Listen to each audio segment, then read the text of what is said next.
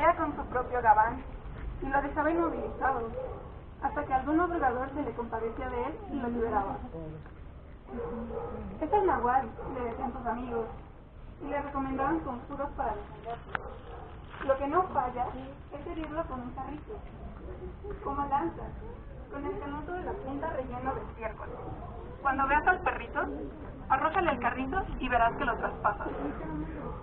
Los que sabían atrapar nahuales le sugerían que alrededor de su casa tirara hierba de mostaza. Así el nahual permanecería mordisqueándola hasta el amanecer. Entonces quedaría convertido en nahual, en perro, para siempre.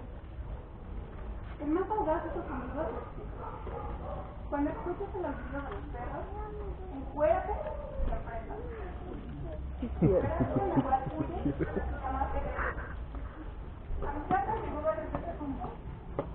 Empezaba la puerta y la pateaba. Si yo salía, me revolcaba. Yo le tenía mucho miedo, pero un día me dijeron que cuando empezara a empujar la puerta, yo saliera desnudo. Me armé de un machete y salí echando maldiciones. Al verme, el burro se fue corriendo y jamás volvió".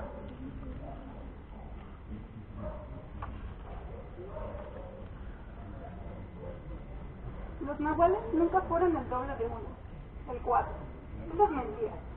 Los cuates están chistosos. Los nahuales eran los brujos o brujas pagados para causar daño. Sabían volar y convertirse en perros, en burros o guajolotes.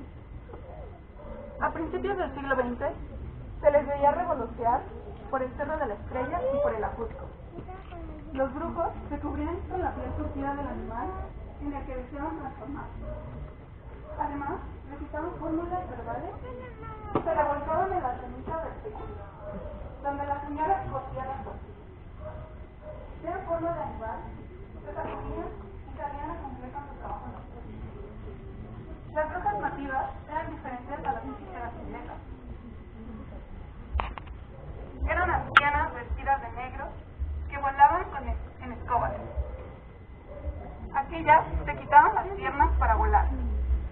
Llevaban en sus manos un anafre encendido que de vez en vez desprendía fogonazos. Mientras iban volando, iban repitiendo sin cesar: "Vuela sin la Santa María, vuela sin la Santa María". Y si se equivocaban, se desplomaban. En un barrio sucedió que un señor descubrió que su mujer era bruja, y al ver las piernas de ella cruzadas encima de las piedras del Tlecuil, se enojó tanto que las arrojó al suelo. La mujer, claro, vivió mutilada el resto de sus días. Muchas gracias por escucharme. ¡Bravo!